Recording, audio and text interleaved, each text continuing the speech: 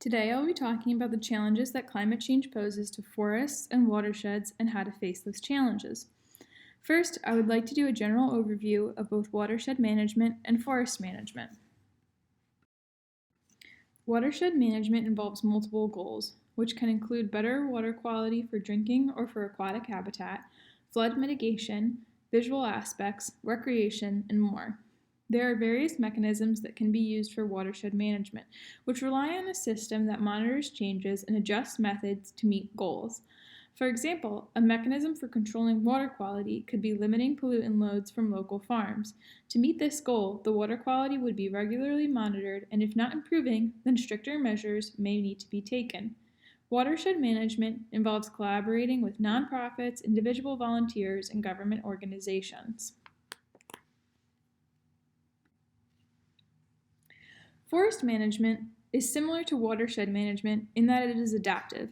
Adaptive management is used when the drivers in a system can be controlled, but there is uncertainty about the results that changing those drivers might have. In adaptive management, plans change as results are monitored to best reach the intended goals for a system. Forest management is a long-term endeavor and has to be thought of in terms of 50 or 100 years, where the actions that are taken today will impact the future forest manager for many decades to come. In forest management, it is important to ask what is being managed for. Traditionally, timber harvesting was the goal of most forest management, but today it is becoming more beneficial and even more profitable in some cases to manage a forest for recreation or to serve as a natural filter for water runoff. Forest management can use a multitude of tools. These tools can include cutting or thinning forests to encourage targeted regeneration in a system. Often, when someone thinks of cutting trees, it has a negative connotation, but that is not always the case. A forester could thin a forest by selecting unhealthy trees to cut and allow for optimal growth of other, healthier trees. A forester might also thin a forest to encourage regeneration of multiple tree age classes. Management tools should be based on specific goals within a system. These goals often stem from a variety of stakeholders, which can be on both public and private land and often differ in their goals.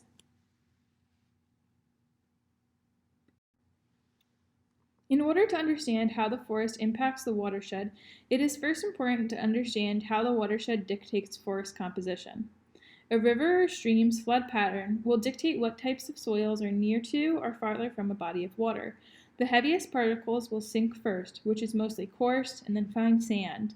Next will be loam and then clay. As the flood dictates the soil composition, the soils dictate the forests. In this figure, B shows a major stream or river, and C shows a minor stream. The flooding here will resemble what trees are able to grow in the land around a river or stream. Trees such as willows and river birches do not mind wet feet, while oaks and hickories will typically want more well-drained soil, as shown in the figure. Not only does the extremity of flooding matter, but also the timing of flooding and whether it is continuous or periodic. For example, if there is periodic flooding between January and May, then sweet gum would be a good species for that site. If there is continuous flooding for January to May, then green ash would be a suitable tree species. The flood tolerances of tree species are very important to consider when managing forests.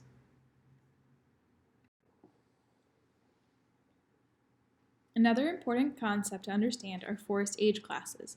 A forest can have 3 general age systems. The simplest is an even-aged forest, where all trees are more or less of the same age.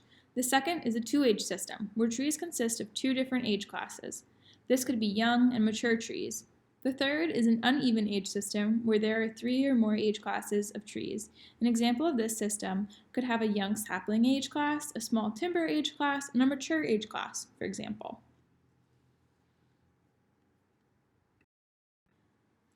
So, how does climate change interact with these systems? With climate change, there is predicted to be increased periods of precipitation with periods of drought, rather than a more evenly dispersed precipitation pattern. This influences runoff, stream flow, and water availability. There's expected to be rising water temperatures, which can degrade habitat for aquatic life and have downstream impacts on overall water quality. For the forests, increased temperature and changes in precipitation patterns may shift tree species distributions northward. This is in part because the chilling requirements of some trees cannot be met in their current southern range. Invasive pests and diseases may be able to spread at faster rates. Sea level rise may displace freshwater wetland species due to increasing salinity.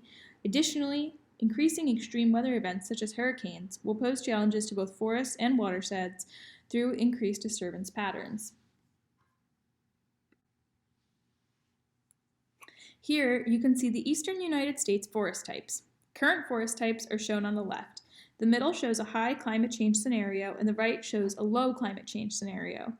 High and low indicate the significance of change in a variety of climate parameters, such as air temperature, precipitation, number of below freezing days, and more. In both scenarios, there is a shift, where maple beech birch forests move northward out of the state and oak hickory forests move into areas previously dominated by maple beech birch.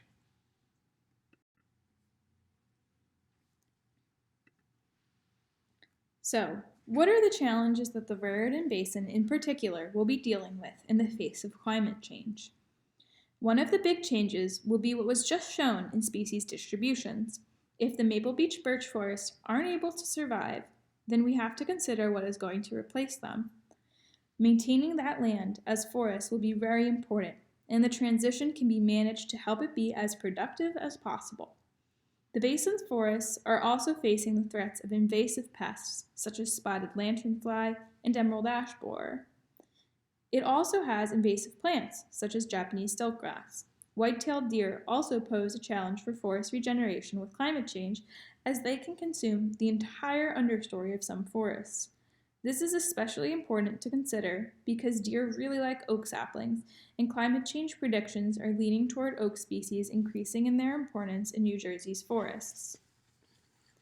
In addition to the shift away from maple beech birch, we might also see a shift in some bottomland tree species toward trees more common in the southeastern United States, such as sweet gum and water oak. Another big challenge will be sea level rise.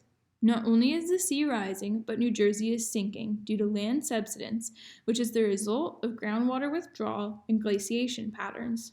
New Jersey sits at the edge of what used to be the Laurentide ice sheet. As the ice sheet shrinks with climate change, the land at the edges of the sheet will subside. This will worsen sea level rise, which can pose a threat to freshwater wetlands that support forests in their perimeter.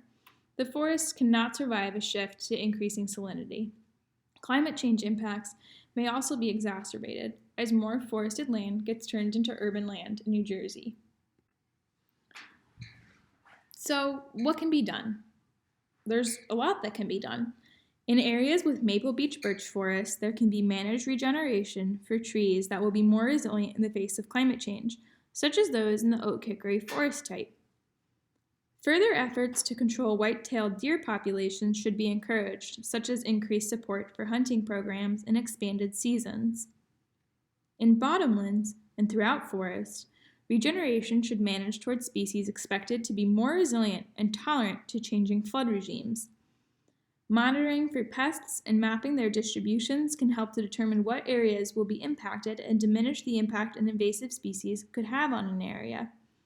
Maintaining a variety of tree species and age classes will also help to make a forest more resilient, because different species and age classes are impacted by disturbance and climate change differently. If there is a greater variety, then it is more likely that some trees will survive a major disturbance and changes in climate. In order to grow the healthiest trees, overstocking forests should be avoided. Healthy trees can be used in industries such as carpentry that do not produce as much carbon, while poor quality trees might be used for firewood or paper production, which do produce a significant amount of carbon. If a stream or river is lacking a riparian buffer and it is possible to have one, then planting one, even if it is small, will make a significant difference. Minimizing the numbers of trails and roads in a forest. If a timber harvest or thinning is occurring, then using a minimal number of roads in the forest, avoiding heavy equipment, and doing the harvest during the winter will be the best. Additionally, new trails should be reconsidered in public lands. Even though residents might want more trails in their parks, trails can diminish the positive impact that forests have on runoff flows. In the end, there's a lot that can be done and should be done. What it comes down to are the foresters, residents, and other stakeholders making these decisions to consider long-term resiliency rather than short-term profits or enjoyment. Thanks for listening. I hope you learned something new.